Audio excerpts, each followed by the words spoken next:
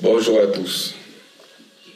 Nous voulons poursuivre avec notre logiciel Brain to School et aujourd'hui nous allons faire la gestion du personnel. Donc c'est cette partie dans laquelle nous allons enregistrer les enseignants, les proviseurs, les directeurs, les secrétaires de l'établissement et tout. Donc c'est ce que nous voulons faire présentement. Donc j'ai apporté quelques modifications dans l'analyse à ce niveau.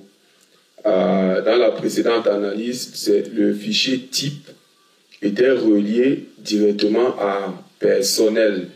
Donc, j'ai dû le délier de personnel pour le relier plutôt à professeur. Je dois rappeler ici que personnel réunit tous les noms de tout le personnel. Donc, tous ceux qui sont personnels, leurs noms sont ici. Maintenant, chaque personnel dans le fichier professeur a une relation d'être employé dans une année ou pas.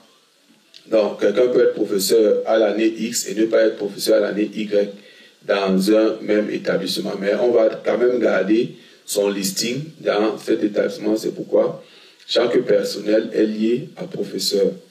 Et chaque professeur a un type. Soit c'est un personnel administratif, soit c'est un personnel enseignant et ainsi de suite. Bien, aussi dans le fichier personnel, j'ai dû ajouter certaines rubriques, telles que vous pouvez le voir là. J'ai ajouté la rubrique téléphone, courriel et la rubrique photo. Donc, j'ai dû ajouter ces trois rubriques pour que le fichier s'alourdisse un peu. Donc, et ici, au niveau du professeur, voilà tout simplement tout ce que nous avons. Compte, mot de passe, ID du personnel qui est professeur, l'année, le profil utilisateur et le type de personnel. Voilà pour les modifications que nous avons faites au niveau de la base de données. Donc pour bien faire cette partie qui concerne la gestion du personnel, nous sommes rentrés encore dans notre fenêtre paramètres. Et dans notre fenêtre paramètres, nous avons ajouté certaines options de menu. Nous avons ajouté des options de menu, comme vous les voyez ici. Il y a le 12 ici, le type de personnel, et il y a le 13, le profil utilisateur. Donc nous avons ajouté ces deux menus, 12 et 13, qui vont donc ouvrir les plans 12 et les plans 13 respectivement dans notre logiciel. Donc, quand vous allez ajouter les deux options 12 et 13, vous venez ici au niveau des cas d'ouverture, vous allez ajouter le cas 12 et le cas 13 avec leur procédure de remplissage. Si on veut regarder la procédure de remplissage, c'est pareil que les autres fenêtres, les autres procédures. Table supprime tout dans table type quand nous sommes dans le type de personnel et on remplit le type de personnel à partir de la variable globale gtable type que nous avons définie à l'initialisation du projet ici, tel que vous voyez, et on a défini la structure type. Voici aussi la variable gtab profil que nous avons définie ici à l'initialisation du projet. Donc, et il y a aussi les variables globales de structure personnel et professeur que nous avons ajouté, mais on reviendra là-dessus plus tard. Je vais d'abord arriver sur les additifs. Donc, ici, pour la structure type, vous connaissez déjà comment nous faisons les structures. Voilà la structure du type ici. C'est vraiment facile, c'est lié directement à la base de données. Ici, c'est la structure du personnel. Voilà, on va supprimer celui-ci parce qu'il n'existe plus là-bas. La structure type a été créée dans la collection de procédures études. Donc, la structure type retenue a été créée dans la collection de procédures études. Donc, c'est dans cette collection de procédures que nous avons également créé le personnel, que voici. C'est toujours dans cette collection de procédures que nous avons créé le professeur qui a donc cette structure de données. Donc voilà pour le professeur, le personnel et le type. Bien. Ceci étant, nous allons revenir à l'initialisation du projet et nous allons aller à la structure ST Profil. Donc cette structure, voici où elle est définie ici dans la collection de procédures paramètres. Donc nous avons défini la structure ST Profil dans la collection de procédures paramètres. Donc là voici à ce niveau-ci. Bien.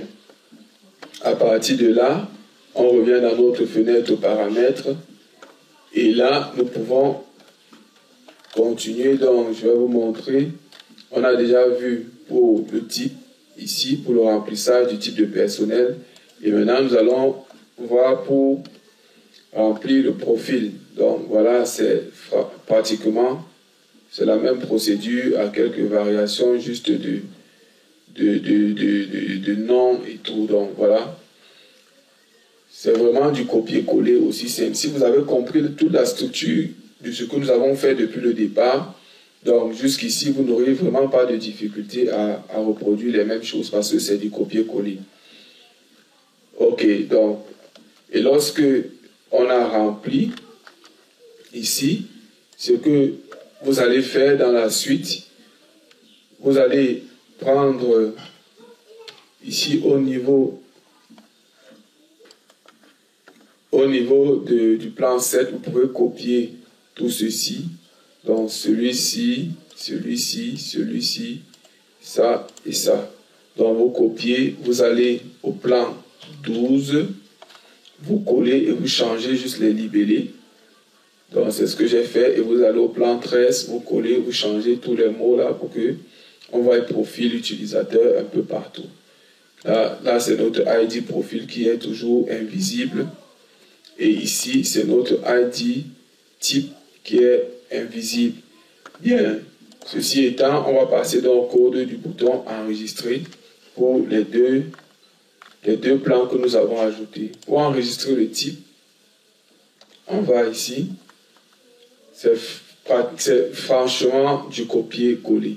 Prenez la procédure pour enregistrer le niveau, vous venez vous coller et vous changez juste les mots. Si vous avez déjà fait ça précédemment, vous n'aurez pas de difficulté à reproduire la même chose. Donc je ne vais pas perdre du temps pour expliquer ce code. Je vais juste vous le passer comme ça en scroll pour que vous voyez comment tout ça a été rédigé. Ok. Donc maintenant c'est la même chose pour le profil. C'est la même chose. C'est vraiment du B à bas, du copier-coller, tel que nous sommes en train de le faire depuis un moment. Ceci étant, nous allons tester. Donc là, notre fenêtre s'ouvre et ici, nous allons entrer dans les paramètres. Voilà, le type de personnel ici, voilà le profil. Nous l'avons mis plus haut tout simplement parce qu'on voulait qu'il apparaisse un peu plus haut que les autres informations. Donc voilà, si on clique sur type de personnel, voilà le type que nous avons ajouté. Personnel administratif, personnel d'appui et personnel enseignant. Donc si on se met ici, on tape quelque chose, on pourra enregistrer la valeur. Donc, bien, je me rappelle qu'il y a quelqu'un qui m'a envoyé un mail pour me dire, mais si quelqu'un a fait une erreur au niveau des paramètres, ici, surtout sur les informations qu'il faut entrer, comme celle que je viens de faire, le graffiti là, il faut bien lui permettre de supprimer. Donc, je crois qu'il a tout à fait raison. À vous donc, à chacun de vous, d'ajouter un bouton supprimer, peut-être sur la fenêtre tout entière, ou alors un bouton supprimer tout simplement à l'endroit sur chaque plan de la fenêtre, de manière à ce que vous puissiez faire cette suppression d'une information qui qui a été mal saisi ou mal renseigné. Donc, pour que on n'ait pas à l'affichage des informations erronées.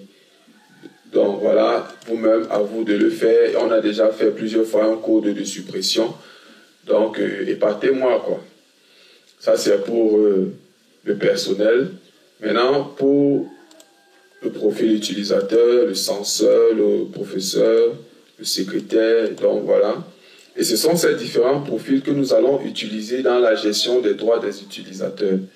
Donc, c'est aussi important de pouvoir définir les profils des utilisateurs au départ dans les paramètres du logiciel pour qu'on sache, lorsque on veut enregistrer un professeur, qu'on sache quel est le profil qu'on doit lui assigner et ça va lui accorder certains droits spécifiques à son profil. Donc, voilà, c'est pareil ici. On pouvait dire encore quoi? Surveillant général.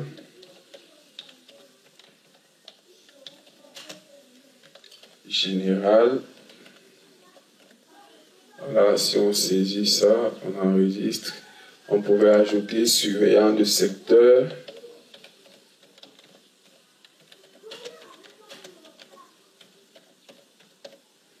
Voilà, surveillant de secteur. Voilà, donc je crois que tout est bon. Tout est bon. Donc, nous allons poursuivre avec la suite du cours. De retour sur Windev, nous avons brièvement présenté tout à l'heure les structures personnelles et professeurs, dont les variables globales sont les suivantes. Donc, nous allons revenir un peu là. Ici, voilà, personnel ici. Et voilà, professeur. Donc, que ce soit le type, que ce soit le profil ou le personnel et les professeurs, nous sommes allés dans notre fenêtre démarrage, pour ajouter toutes ces procédures de chargement des variables globales de structure. Donc voilà, toutes les procédures que nous avons ajoutées, PG tab profil, PG tab type, PG tab personnel pour le personnel et pour les professeurs. Donc voilà la procédure qui va charger le personnel, elle est aussi simple. Donc là voilà. Et la procédure pour afficher les professeurs, là voici également. Donc ici on va récupérer le type et ici on va récupérer le personnel. Donc voici l'identifiant. Et ces procédures type et affiche personnelle, affiche type et affiche personnelle, vous connaissez déjà comment nous écrivons la structure de ces fichiers-là. Donc voilà un exemple. Ici, on va changer puisque c'est vraiment du copier-coller. Et faites attention de toujours bientôt modifier, sinon vous aurez une erreur. Donc ici, c'est pour les professeurs. Ici, c'est pour les types. Donc voilà.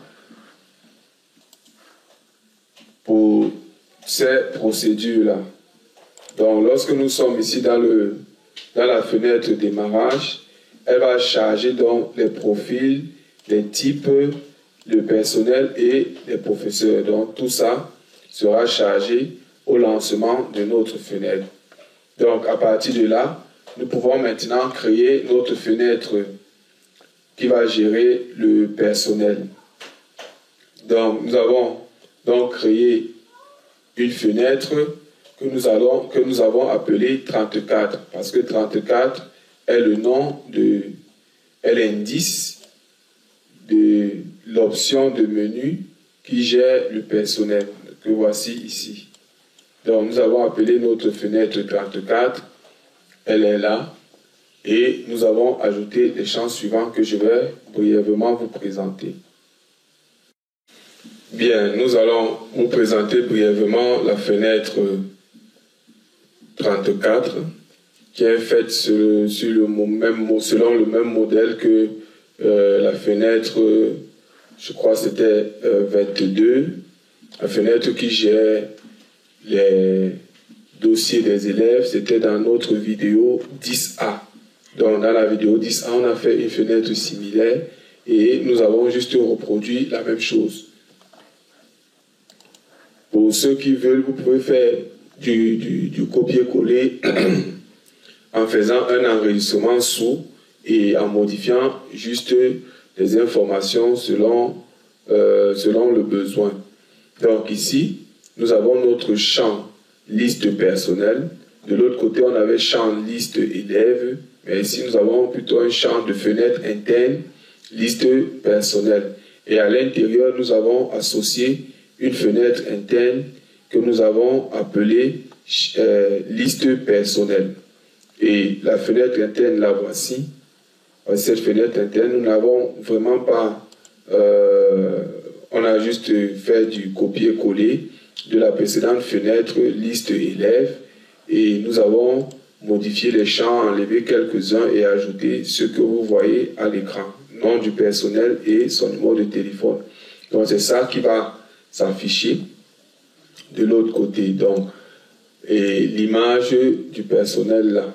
Donc voilà pour la fenêtre liste personnelle. Ici, nous avons placé une zone répétée. Donc voilà les attributs. Donc nous avons l'attribut photo qui est lié au champ photo. Nous avons l'attribut nom, l'attribut téléphone qui est lié au champ téléphone, l'identifiant du personnel et son sexe. Donc voilà toutes les informations de la zone répétée personnelle. Donc voilà pour ce champ. On revient donc dans la fenêtre 34. Donc, c'est cette fenêtre que nous avons chargée ici. Nous avons mis ce séparateur pour permettre de rallonger et de réduire cette zone-ci. Nous avons expliqué ça dans la fenêtre 10A, que nous rallongeons pour que la fenêtre soit quand même un peu plus flexible. Si le nom du personnel ne s'affiche pas entièrement, on peut rallonger la fenêtre pour que le nom s'affiche. Donc, et à côté de ça, nous avons placé ce champ onglet que nous avons appelé onglet personnel. Ce champ onglet a 3 onglets. Il y a information, il y a carrière et il y a emploi du temps. Donc, dans information, on aura toutes les informations du personnel, c'est-à-dire son nom, son prénom, son sexe, son numéro de téléphone et son adresse email, son courriel, ainsi que sa photo. C'est ça qui va s'afficher au niveau des informations. Donc ici, nous avons placé un champ fenêtre interne que nous avons appelé champ personnel. Dans ce champ de fenêtre interne personnelle, nous avons placé une fenêtre interne champ que voici. C'est pratiquement le même modèle que la fenêtre interne élève que nous avons de l'autre côté. Donc voilà comment elle se présente. On a le nom, le prénom, le sexe, le téléphone et le courriel. Ceci sont les différentes informations d'un personnel. Donc après ceci, on revient dans la fenêtre 34, ici. Ici, au niveau d'emploi du temps, on va mettre une table qui va afficher l'emploi du temps de l'enseignant par année. Donc, à l'année X, il y aura une combo année et tout. Comme on n'a pas encore abordé ça, nous allons juste laisser comme ça pour l'instant et utiliser, gérer les deux aspects, information et carrière. Donc, voilà tout pour la présentation de la fenêtre. Maintenant, nous allons passer à la présentation du code de cette fenêtre. Bien entendu, à côté de ceci, nous avons également créé la fenêtre fiche du personnel pour enregistrer un personnel. Donc, c'est une fenêtre basée sur le modèle fiche, tel que vous le voyez, et nous avons associé le champ personnel, cette fenêtre interne, ici, que nous avons associé à notre fenêtre fiche personnelle, tel que vous voyez à l'écran. Et nous avons mis du code dans le bouton enregistrer pour enregistrer un nouveau personnel. Donc voilà pour cette fenêtre. Nous allons donc passer maintenant à la présentation. Nous allons passer à la présentation du code des différentes fenêtres que nous avons présentées. Bien, pour présenter notre code, nous allons commencer par la fenêtre interne liste personnelle. Donc, cette fenêtre interne où nous avons placé un champ zone répétée, il faut déjà remplir cette zone répétée. Donc, qu'est-ce que nous avons dit? Dans le code d'ouverture, nous avons déjà mis à la déclaration globale de cette fenêtre, nous avons mis GS recherche et une chaîne que nous avons initialisée à une chaîne vide. Et maintenant, nous avons placé la procédure PL rempli personnel. Quand nous entrons dans PL rempli personnel, nous avons le code suivant. On supprime tout dans la zone répétée. On va trier notre variable globale de structure qui gère le personnel, de tout le personnel par nom et prénom. Et ici, nous allons donc dire que ST personnel, ainsi de suite. Ce code, vous le connaissez. Il est le même que de l'autre côté dans la fenêtre interne liste élève. Donc, voilà, si on fait une recherche, si on ne fait pas de recherche, on remplit normalement. Si on fait une recherche, on récupère ça ici. Et maintenant, notre procédure PLZR ajoute ligne s'écrira de la manière suivante. Ici, il faut préciser que le ST personnel est un ST personnel. Donc, on remplit notre zone, la zone répétée. Ici, je vais photo. Je vais mettre photo est égal à st.photo. Et je vais ajouter la fonction décharge. Décharge image. Voilà, donc c'est bon là. Ok, on ressort. Voilà. Étant ici, on va donc supprimer tous les sabliers parce que lorsqu'il va se lancer pour charger la zone répétée, il y a un sablier qui va s'afficher et on va donc supprimer tout. Et après, la dernière ligne, c'est qu'on lui demande de ne rien sélectionner dans la zone répétée. Lorsqu'on va dans le code de sélection d'une ligne de la zone répétée personnelle, on a le code suivant. Cette partie-ci, on peut d'abord l'enlever. On va placer juste comme ça. Voilà. Lorsqu'il va sélectionner une ligne, qu'est-ce qu'il fait? Il vient ici. Il récupère l'identifiant du personnel qui a été sélectionné. Il récupère également la fenêtre à laquelle nous sommes. Si la fenêtre en cours, c'est la fenêtre 34, alors il exécute ceci. Il va écrire le libellé. Le titre, c'est dossier du personnel. Il met le nom du personnel dans le dossier affiché. Il va donner à la variable globale que nous avons définie dans la procédure, dans la fenêtre 34, cette variable globale-ci, l'identifiant du personnel sélectionné. Et ici, on va donc exécuter la procédure PL affiche dossier du personnel. Dans la procédure PL affiche dossier du personnel est la suivante. Nous n'avons que fait pour cette partie-ci, on n'a fait que PL affiche information. Ce n'est que ceci.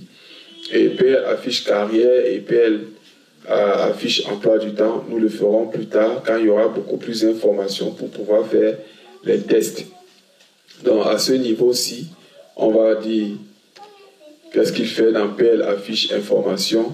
Il définit, voilà, on définit une instance de ST personnel. Et ici, on récupère ce personnel-là avec l'identifiant sélectionné que nous avons ici. Voilà. Lorsqu'on récupère le personnel, on charge donc toutes les valeurs du personnel dans la fenêtre interne champ personnel. Décharge image. Voilà. Lorsque c'est bon, il va rendre les champs.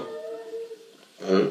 Nous avons pris que ici, tous ces champs-ci, on les a mis dans un groupe de champs, qu'on a appelé GR champ.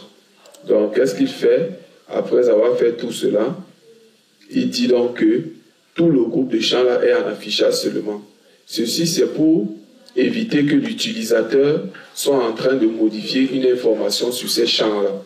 Donc, tous ces champs seront en utilisation seulement, alors que lorsque cela va s'ouvrir dans la fiche personnelle, ce sera en saisie. Donc, voilà, c'est juste une astuce pour que tous les champs que nous avons mis dans notre fenêtre interne ici, qui apparaissent de ce côté-ci, qu'on ne puisse rien modifier sur ce qui va s'afficher.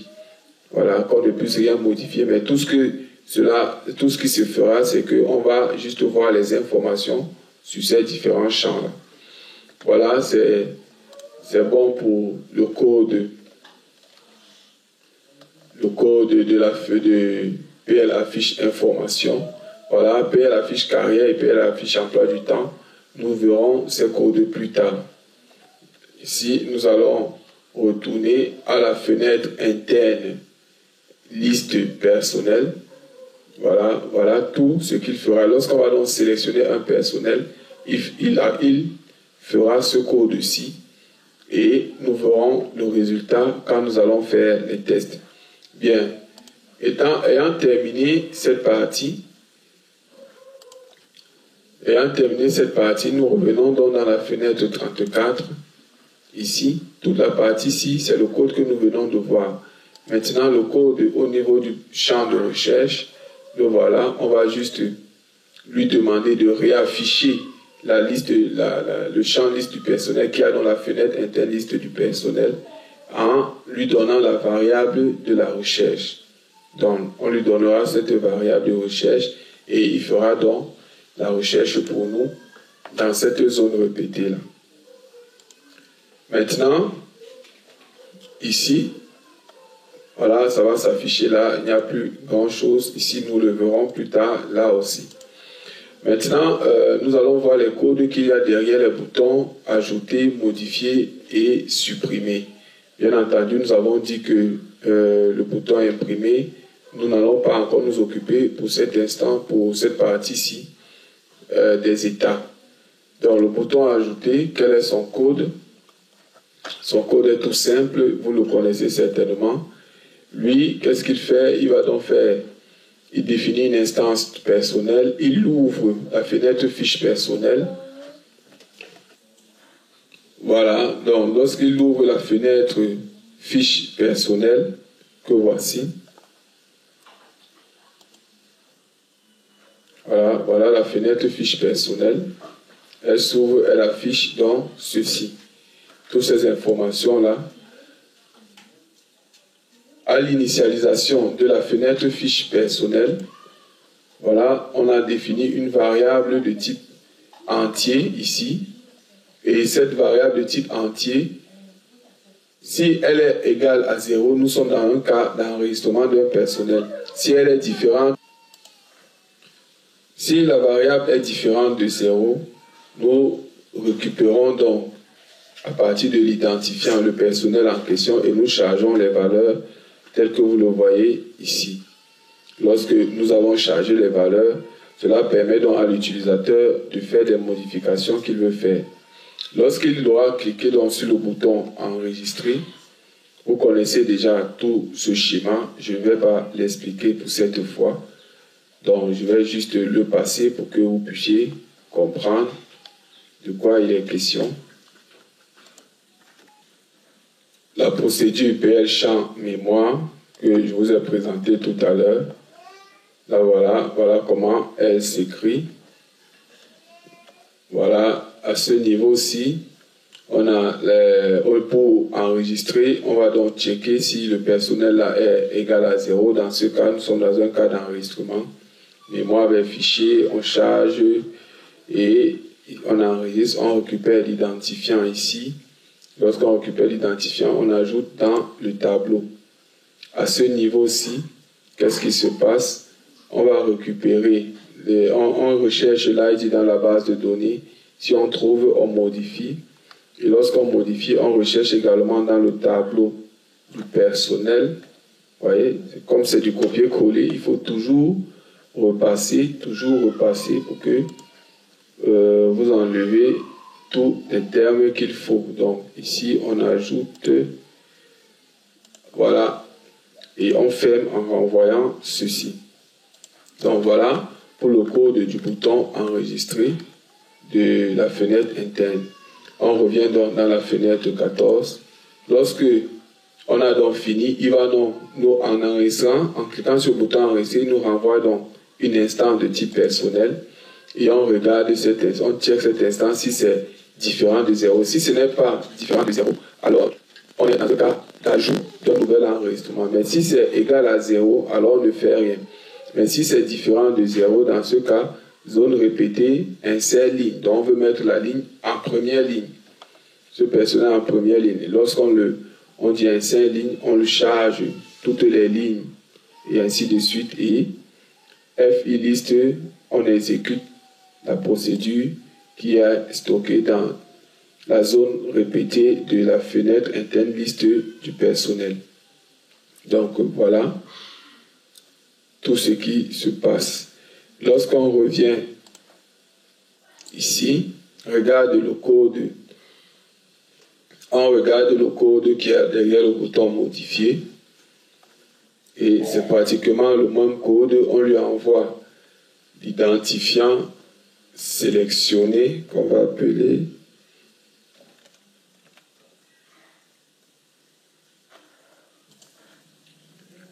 Maintenant, nous allons nous intéresser au code du bouton modifier. Donc, lorsqu'on entre dans le bouton modifier, on a défini une instance de type personnel ici. Et ici, on lui envoie le GNID du personnel sélectionné. Voilà, l'identifiant du personnel sélectionné. Lorsque il nous renvoie donc un personnel, on charge les valeurs. Ici, ça, ce n'est pas bien écrit. Donc, on doit plutôt rechercher, zone répétée, cherche. Voilà, cherche. On recherche l'identifiant. Donc, ici, on recherche ce ID-ci. Donc, ce ID sélectionné. Quand on va rechercher le ID sélectionné, on fait une recherche à l'identique. Et ici, on va écrire NN10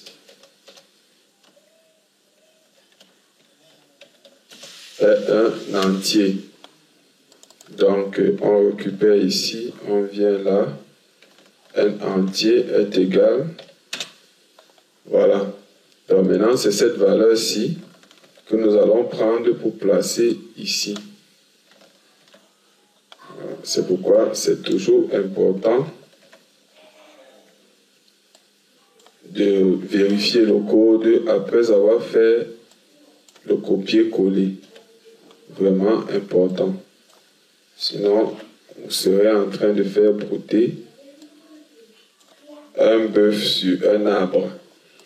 Ok, tout est bon. Et on lui demande d'exécuter. Super. Maintenant, on s'intéresse au code du bouton supprimer.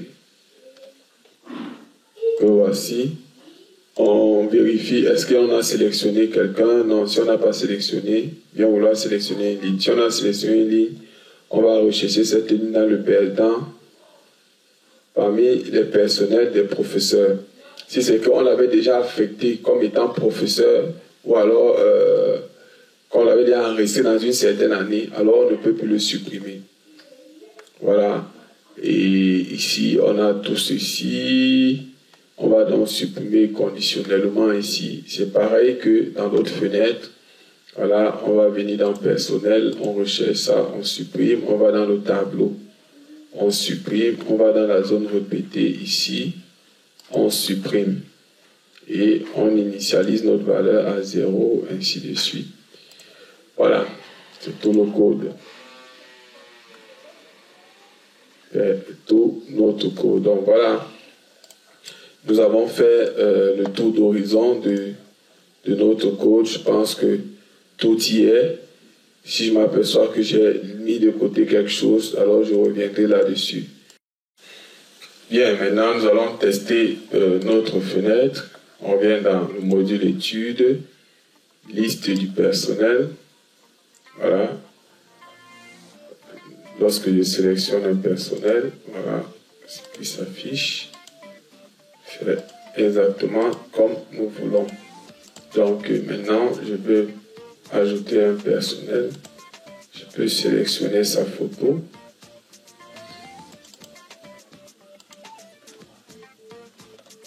Voilà.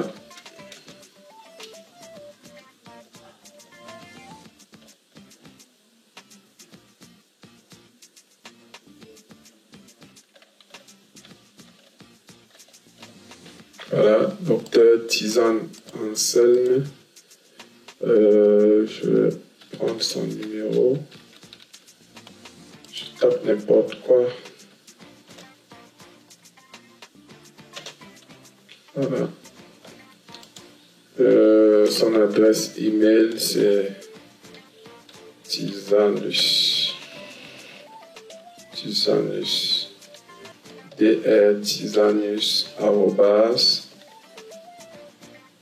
@hotmail.com.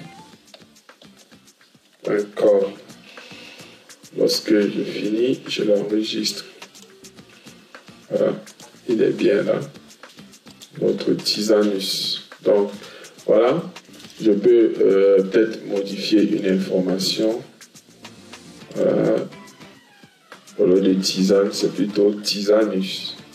J'enregistre.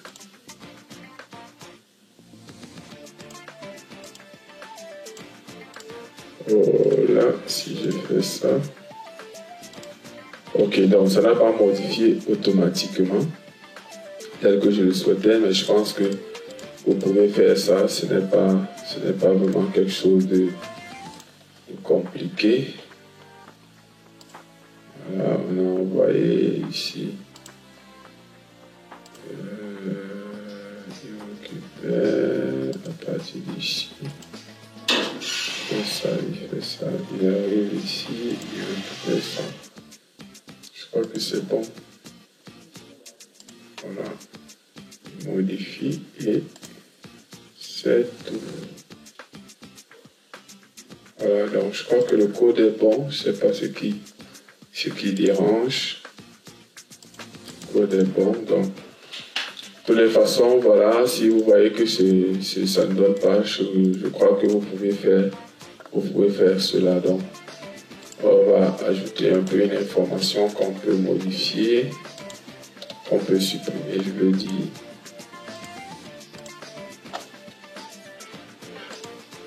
Voilà, ça on supprime. Voilà, facile. Bon, voilà, c'est tout pour cette vidéo. Ciao.